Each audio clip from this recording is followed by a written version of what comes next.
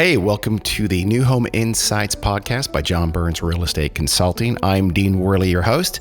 Each episode, we're going to bring you some of the best minds in the housing business talking about some fascinating topics or trend or innovation or issue, just like the one you're about to listen to. Enjoy.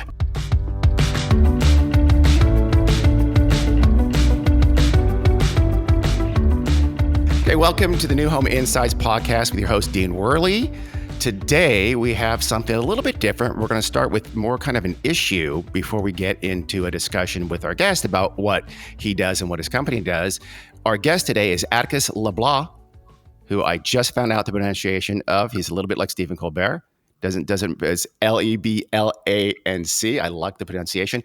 He is the CEO of PadSplit. That's a company that provides solutions and services for those looking to rent rooms or to rent a room. So we're going to start off, though, with kind of a brief discussion about the housing crisis more generally, about the housing crunch. And then we'll get later into what PadSplit is kind of doing about that. Before we get into that, though, Atticus, let's just talk a little bit about your background leading up to your founding of PadSplit. Yeah, no, appreciate it, Dean. And thank you for the opportunity. So my background, I've been here in the Atlanta area, have been in the real estate segment for about 19 years now, and spent the last 13 plus minus years in housing, and specifically in the affordable housing segment.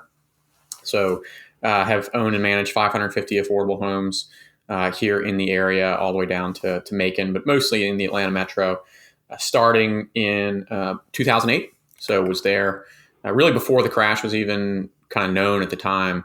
But I've been doing a lot of customer discovery and worked a lot with more traditional affordable housing programs, as well as what we call NOAA, naturally occurring affordable housing, pretty much throughout my entire career. Bringing us up to PadSplit, you founded PadSplit about when? 2017. It was an output of an affordable housing ideas competition sponsored by Enterprise Community Partners. They were looking for ways to address the affordable housing shortage, which of course had just only become more and more acute. Was still present when I started buying homes in 2008, but had gotten worse. And by late 2016, they were looking for innovative ideas, and this was one that I had seen in practice in terms of just the shared housing space generally, and how it was working for very low income segments of the population. And something I just wrote a white paper on and said, hey, look, if you guys are serious about solving this, you should try to align incentives between the housing providers who are already in the business with those folks that ultimately need many, many more affordable options. And it is a pretty innovative idea, and we'll get to that in just a couple of minutes. Let's start, though, with just a bit of an overview on the housing crunch. I know you have a take on that. How big is this disconnect between the need for housing and the supply of housing? There's a few estimates out there. Like I think it was Freddie Mac has about 3.8 million homes deficiency, 6.8 million from the NAR, but it kind of depends on incomes, doesn't it? And your focus Absolutely. on incomes. What is your take on the depth of that? Yeah. crisis? So the National Low Income Housing Council put that number in 2017 at 7.5 million, specifically for low income Americans, though. Yeah. And you get closer and closer to parity when you look at the average, but below a certain income threshold, there's no question that there's just a massive gap, and it's evident to anyone who drives around whatever metropolitan area they happen to be in. Go visit an extended stay motel. Just go look at the number of RVs or cars that people are ultimately sleeping out of, and the easiest way I think to conceptualize it for anyone is look at what the average rent is in your particular city and then multiply by 3, because that is the monthly income that is going to be required for that individual to get past the application stage, just the first set of the application stage in order to qualify for that unit. And so in Atlanta, where the average cost of a one-bedroom apartment is $1,527, that's going to require an annual income of $55,000 a year. Mm-hmm. And when I came to town, give it 20 years ago, I was earning 30 grand. And even today, though, there are lots and lots of opportunities and jobs that pay far less than that. And so it's not difficult to extrapolate for anyone to look at, hey, what is the average rent and how many people make a lot less than the income necessary to qualify for that specific unit. And it's an enormous number. We look at, particularly for single person households, if you look at just renters that are 1 and 2 person households earning less than $35,000 a year, in the US, that number is 1/3 of the entire rental population. And it's about 14 million people. So it's a really, really big number. And that's not even counting other hurdles like creditworthiness, or at least the quantitative perception of creditworthiness. So there's an array of potential ways to address this. Like there's those traditional, below market rate apartments, those subsidized apartment developments. There's co-living and co-housing. There's accessory dwelling units, condo conversions. Let's talk first about the BMRs, the below market rate rental units. Why do you argue that this traditional approach is inefficient, or at least is not up to meeting the full needs of the nation? Well, the easiest way to look at it is, what does it cost you to build that 1-bedroom apartment that would house that person today? And average across the country is north of $200,000. So if you know that you're going to qualify someone who is earning less than 30 grand a year, which really means that apartment needs to be less than $800 a month, how on earth do you underwrite the construction of an apartment that's going to cost you $200,000? Those numbers just don't work. $200,000 per door, right? Per door, exactly.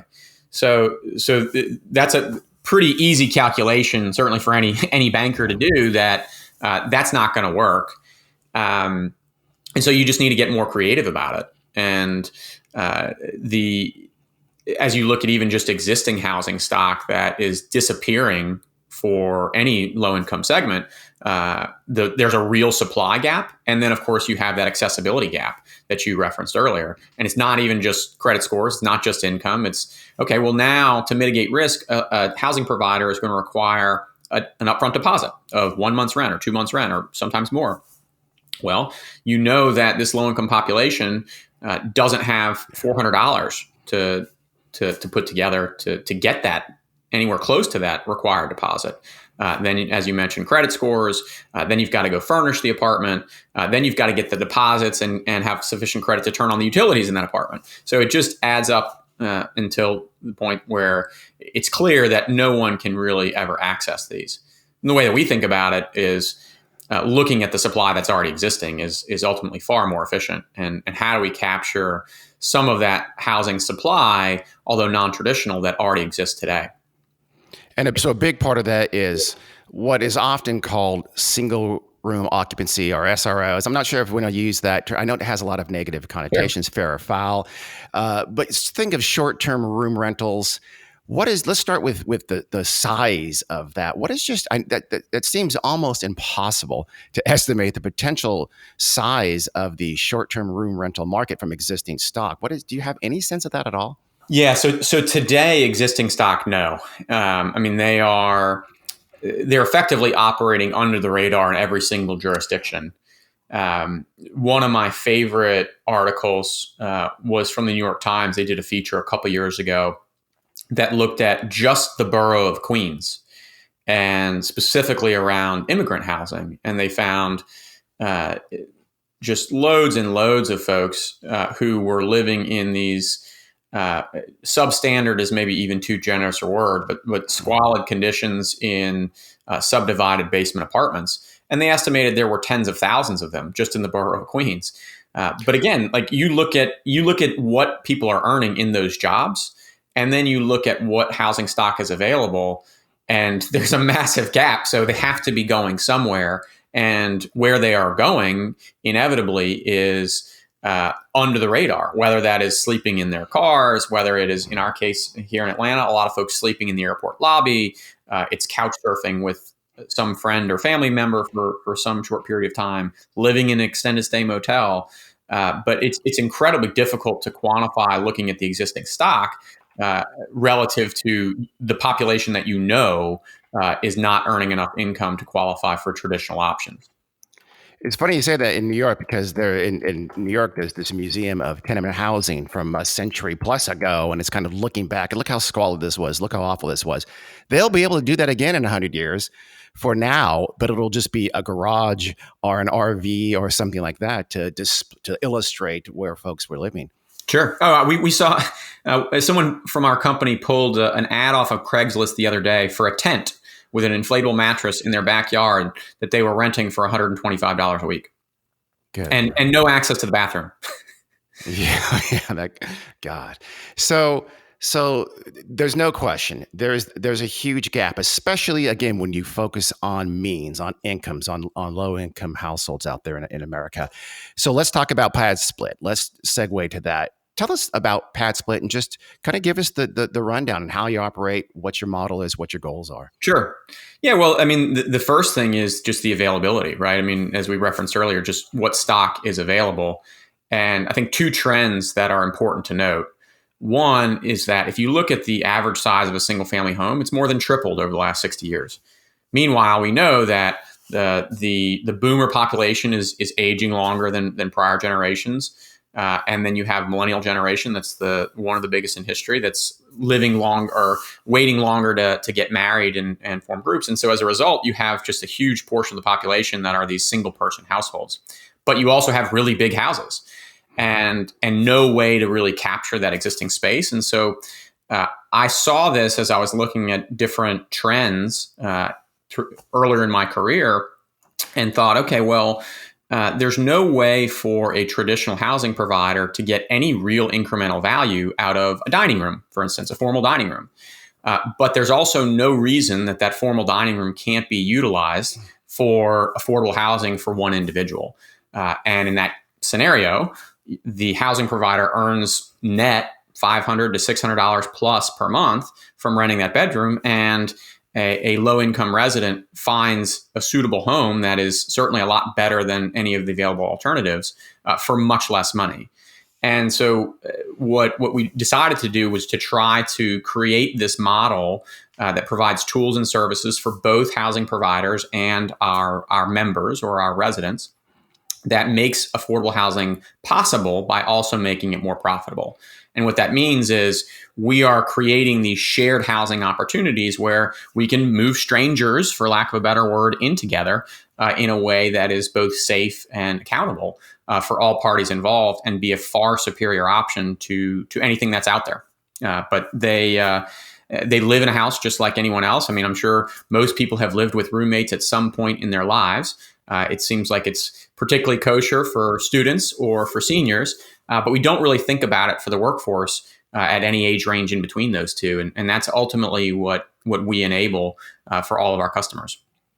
How do you, let's start with that then, because my guess is for the homeowner, let's say, with that excess room or excess space that they don't need, how do you ensure the safety, the security?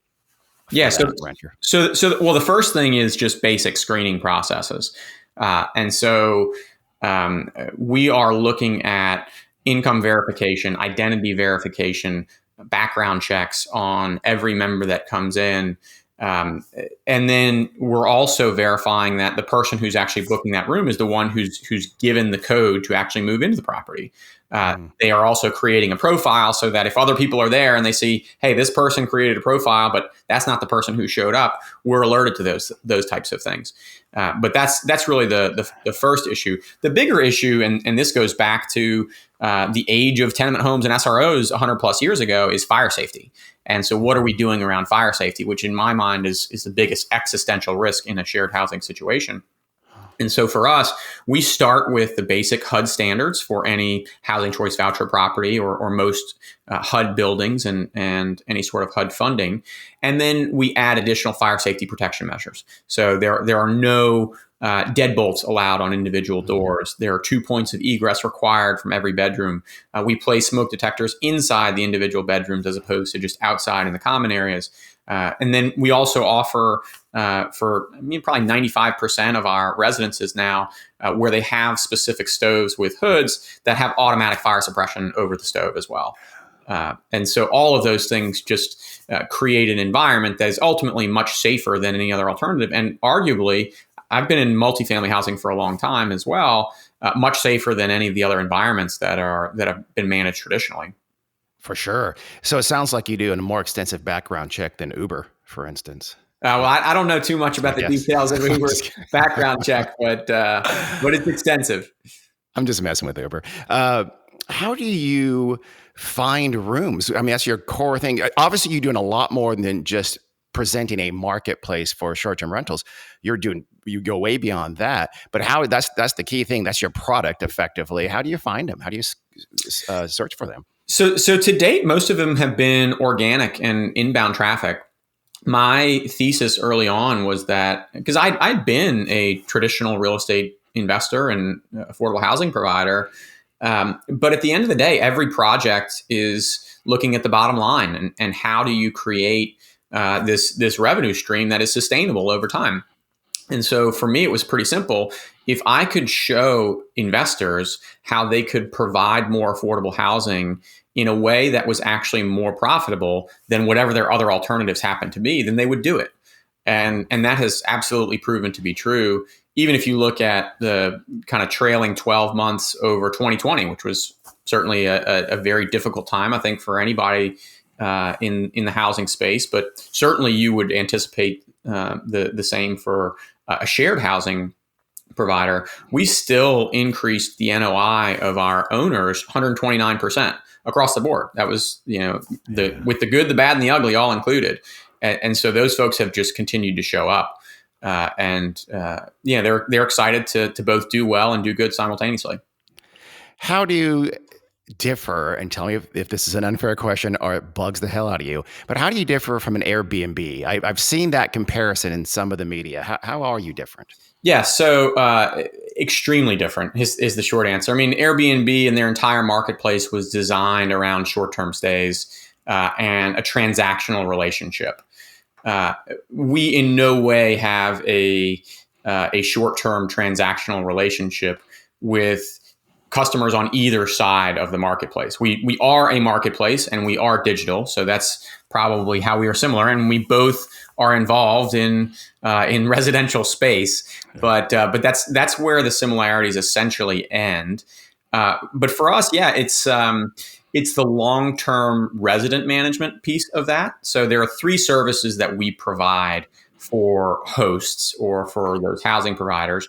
One is the lead generation and finding, sourcing, qualifying, screening, and ultimately getting people to book those rooms, specifically for folks that are earning less than $40,000 a year. And there is no single consolidated source of lead generation for that client today.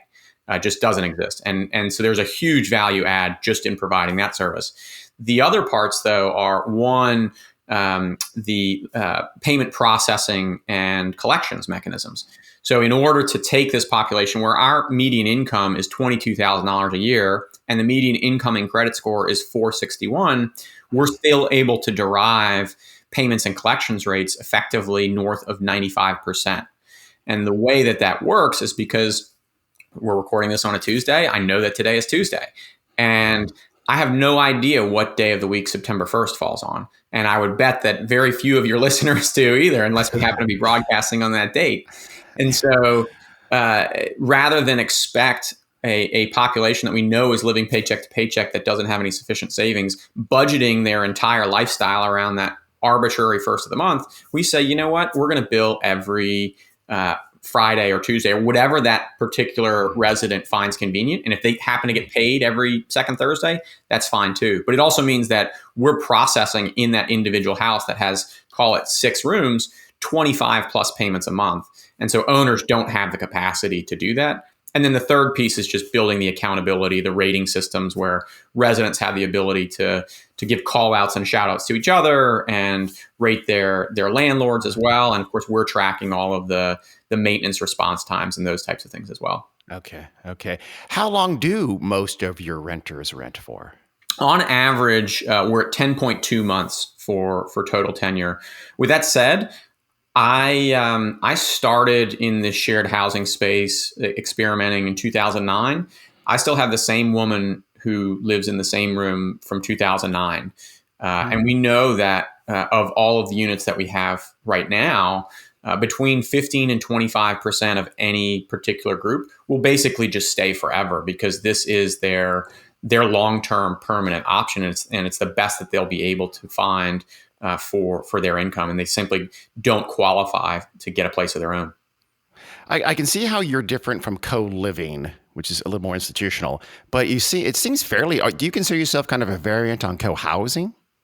It's not dissimilar. It's the easiest way I can think about it is for folks that are familiar with the Housing Choice Voucher Program. We're basically the private equivalent of the Housing Choice Voucher Program, where we have this intermediary relationship between the resident and the housing provider, where we are setting base level standards that the housing provider has to meet. And then we're setting guidelines and requirements for the resident as well. It just happens to be much more open, and we're not using public funding, so we don't have the cap on the number of vouchers that we can provide.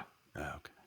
Do you think PadSplit actually potentially increases the supply of low-cost housing by bringing folks into the room rental world that maybe otherwise wouldn't be, because you make it easy and you enhance the No question. process? No question. Yeah, I mean, as I look at we got started here in Atlanta, we've created over 1,800 affordable units, and again, median income $22,000 a year.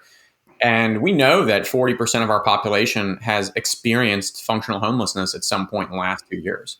So there's no question, and we hear anecdotally all the time people who were renting in an extended stay motel for $1,300 to $1,500 a month that they absolutely could not afford. They were living in their cars, and these are not from people that when you think of a homeless person standing on the side of the street, you don't think of the security guard at your local hospital or the cashier at your grocery store, and that's ultimately who we're talking about here. Are the frontline workers in every sense of the word who just don't have access. But yeah, I mean, how many formal dining rooms in the United States are being used right now for housing? Virtually none. And so the question for us is, how do we increase supply? And it's you take advantage of those existing inefficient and otherwise wasted spaces, and that's ultimately where you create that new supply. And then even in some cases where we're building new construction, or our hosts are, they can ultimately build those homes much more efficiently from a square footage basis than would otherwise be practical. You're entirely private and you're not subsidized, but do you work with governmental institutions? Yeah, absolutely. And actually HUD announced earlier this year guidelines around using housing choice vouchers for shared housing, which we were pretty excited about. Now that'll still be up to those local PHAs, but yeah, we work with a number of nonprofits. We've worked with the continuum of care units for different cities around the country, and specifically here in Atlanta. But yeah, there's a huge support system that is important here that we tap into readily. What are the hurdles for you? My guess is it'd be a combination of maybe NIMBYism and also governmental or zoning kind of restrictions. Is that correct, more or less? Unquestionably, yeah. So, and those two go hand in hand. I mean, the regulations are largely in existence because of some sort of discriminatory practice and or NIMBYism, and that's why they stick around. In the same way that I talked about aligning incentives between the people who need housing with the housing providers, I mean, what are the incentives of the existing property owners in single-family neighborhoods to allow affordable housing in their neighborhood? Unless they have some sort of moral compass obligation, like there is no financial incentive for them to increase the supply, right? I mean, everybody knows the law of supply and demand, and the less housing there is, the higher likelihood that your value is going to go up. And so you just oppose every project out there, and that's largely what we've seen play out in neighborhoods around the country. So I think there's no question that those laws that limit the number of people, unrelated people that can live together, those laws are certainly discriminatory, right? I mean, how can you possibly say that an unlimited number of family members can live in this house, but but no more than 2 unrelated individuals. That just doesn't make any sense, right? Yeah. I mean, the Golden Girls would be prohibited in a huge percentage of the neighborhoods around the country. Well, there are other reasons for prohibiting the Golden Girls. But we won't get into that. Well, Blanche was a wild child, so It's funny. Okay, this is stupid and anecdotal, I know, but there's a co-housing home 3 houses down from us, probably the most well-behaved, quietest house on the block, easily, honestly. Yeah. I mean, not anecdotal, candidly. Yeah. I mean, a lot of people think, oh, well, you're moving strangers in together, or there are more people in that home. Both of those things are not necessarily true, for the record. But what we've seen, and I mean, I've been tracking this now for going on 13 years, and the wear and tear is lower in shared homes than it is when you rent to one person or one family. I'm not exactly sure why that is, but my suspicion is, look, I'm not a clean person by any stretch of the imagination. My wife would certainly attest to that. But I can tell you this: when I go visit my in-laws, I tend to be pretty tidy, and we see largely the same types of behaviors play out in these homes as well, where people stick to their rooms by and large, and they tend to be much more conscientious of common areas than they may be otherwise if they had controlled that entire space. And I tell you what, if they're not, I hear about it, right? And those types of calls that we deal with that housing providers never want to get are, hey, Dean stole my cookies or made a mess in the kitchen. Like that comes to us, right? And that's what we deal with. But I would never get that call. I would never know that the kitchen was a mess if I were renting that entire house or that entire apartment to one person. And I don't find out that the house is a mess or that the kitchen is nasty until they move out later. And then I have to go re-renovate that entire unit or re-renovate the kitchen. Whereas in these cases, you very, very rarely have to do that. I had a roommate once who would never clean out the saucepan after he made SpaghettiOs. And if I had someone to call, believe me, I would have. It was like stone. Delicious stone, but it's nasty. So let's talk about price for a second. You're very affordable. What are the typical price points roughly? So let's say in Atlanta. I know you're in other markets. We'll get to that in a second. But in Atlanta, what are the typical price points? Well, I mean, shared housing can and should be the lowest priced option available in any given market, regardless of where you are. In Atlanta, our rates are as low as $109 a week. But on average, you're talking about $635, $640. But that's also inclusive of all furnishings, utilities, Wi-Fi, laundry. We even include credit reporting and access to telemedicine in our fee as well. So it is definitely a holistic view of affordability. I think real quick, because I think you switched from weeks to months though. So $640 a month is the okay. Yeah, that's correct. Yeah, $640 per month. So $109 per week, but average is about $640 per month. Okay. So call it $500 to $800, give or take, depending on if you have a private bathroom or a large master suite versus a small room with a shared bath. Have you ever looked at it in terms of like what's the norm in, say, studio apartments in the same area, and I'm making this up, half of that or something? Yeah. So we're 42% of the cost of a 1-bedroom apartment. But the 1-bedroom apartment is rent only. And I mean, even if you look at extended stay motels, 50% of the cost of an extended stay hotel, but we are all inclusive. Do you have mints? No, we do mints, not have okay. no mints. Well, no mints. Sorry about that.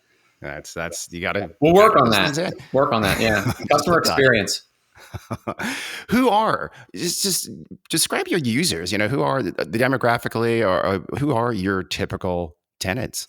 Sure. Yeah. If you've ever gone through TSA at any airport anywhere, the folks that are working for TSA, the teacher at your child's school, the paramedic who shows up when there's an emergency, the waitress at your favorite diner, everyone working in the kitchen at every restaurant everywhere, the Amazon delivery driver, the Uber Lyft driver, I mean, it goes on and on. You look at the top 20 occupations in the United States, and 11 out of the 20 don't pay enough to afford traditional housing options. So every single one of those. Wow. Yeah, that does. It is counter to, I think, probably, I'm guessing, the perception of most folks out there, isn't it? Yeah, no, absolutely. I mean, and it was shocking to me. I mean, even being in the housing business early on, when I realized that you could absolutely be working full time, often 2 jobs, and still not be able to qualify for traditional housing or a standard apartment. And I think the general population in the U.S. today doesn't really realize that the people that they interact with every day and that they rely on to serve their communities in some capacity are likely struggling with homelessness in a lot of cases. You're active in Atlanta, and I believe also Houston and New Orleans. That's Are correct. you looking at? Are you assessing other markets to Yes. potential expansion? So we have units under development right now in 9 markets, but we're active today just outside Richmond, in New Orleans, in Houston, and Tampa, and then obviously in Atlanta. Also have some stuff under development in the Indianapolis area, in Dallas-Fort Worth, where we should be live shortly, Jacksonville, Florida, but largely kind of Eastern U.S. And then we've had a pilot under development for a long time now in New York City that was done in conjunction with the New York City government and a nonprofit there. But yeah, trying to expand as much as we can. Do you concentrate in high rent areas, or is it low income areas, or is it really sort of an interaction of those two factors? It's across the board. I mean, there is a gap just about everywhere. And when I started PadSplit, my assumption incorrectly was that we would need to be focused on urban areas with access to public transportation. And as it turns out, and we've had some housing providers that have explored all sorts of different areas, even well into the exurbs and rural jurisdictions, where the demand is just as high, if not more so in some cases. So there's a gap just about everywhere that you can think of, where you have these workers and you just don't have that supply of housing. But that's true in a tremendous number of cases.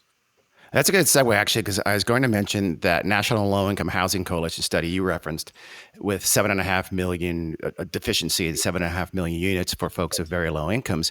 They have a map on that report, and it showed state by state kind of an idea of where the greatest deficiencies are. And I was surprised to see, you expect California to be on there. Yeah. New York was up above, but there was also a lot of these kind of semi-rural Western states or Southern states like Texas and Florida. Yep. You think of those areas as relatively affordable, but there's still a crying need out there as well. So it's everywhere, isn't it? Sure. Yeah. Well, I think that was the same report that showed there was one done more recently that showed, hey, you needed to make $20 an hour in order to afford a base. Like, I think that was the most affordable apartment in any given area, or the affordable average per state. And you think about, okay, well, we're having this big discussion nationally about raising minimum wage to $15 an hour. In Georgia, we're still at the federal minimum, $7.35, and you realize, oh, wait a second, like there's no chance at someone trying to access an apartment without sharing it with other folks. Yeah. Yes. Yeah. Let's end with kind of market size, or maybe to use a stupid business buzzword, kind of market penetration, which is to say we don't know how large this room rental sector is. We know it's huge. I have to assume that your penetration of that market is tiny. A lot of people, don't realize that single family rentals, the big institutional players actually have a very small, a single digit market share of that. So your kind of more institutional share of room rentals must be what? I mean, infinitesimal. Oh yeah, we're active right now in just a hair under 2,000 bedrooms, and we're in a very small handful of markets with our greatest concentration in one. As you look at pipeline units, we're call it 4,500 to 5,000 of units that are under development, but it's absolutely a drop in the bucket relative to the total. I mean, if you look at, again, the people that won't qualify for any of their options. So 1 and 2 person households that earn less than 35 grand a year, that's 14 million people. So even at $650 per month, that's $100 billion a year just for that population that don't have access. So it's an absolutely massive market. And I mean, one of the reasons why, even though I was a more traditional real estate construction person in terms of my background, I felt like this had to exist as a technology company because Invitation Homes has a lot of houses. They have 80,000 homes. Well, 80,000 homes relative to 14 million people is nothing. And so ultimately what we're trying to do is to enable this for anyone, anywhere that has the wherewithal and the capacity to take the space that they have and create affordable housing and empower them with the tools and services to go do that so that they can then go provide opportunities for these folks who ultimately are just looking for a shot, right? I mean, they're not looking for anybody's pity. They just want a shot and a level playing field in some respect. And you know, I do this because I get really excited about providing those opportunities wherever we can. It's almost bittersweet that there is this huge need. You have a long runway ahead of you to expand your business, but it's a little bit sad that that is such a long runway, isn't it? Oh yeah, no doubt. I mean, it's shorter than it would be otherwise, though, right? I mean, if you look at the low-income housing tax credit program, it would take you 70 years to meet the need at least, and that's just today's need. Forget about growing population. So hopefully we can do it in 10. But yeah, it's a long way to go for sure. Well, I like your attitude. And I like that glass half full look at it is better than the alternative. I'm glad you're doing what you're doing, Atticus. Well, I appreciate it, team. Well, I appreciate you for coming on the show. We had Atticus LeBlanc from the CEO of PadSplit here on the New Home Insights podcast. Again, Atticus, thank you so much. Great. Thank you so much for the opportunity, Dean. Really appreciate it. That's it for now. So until next time, I'm Dean Worley, and this has been the New Home Insights podcast. Thanks for listening.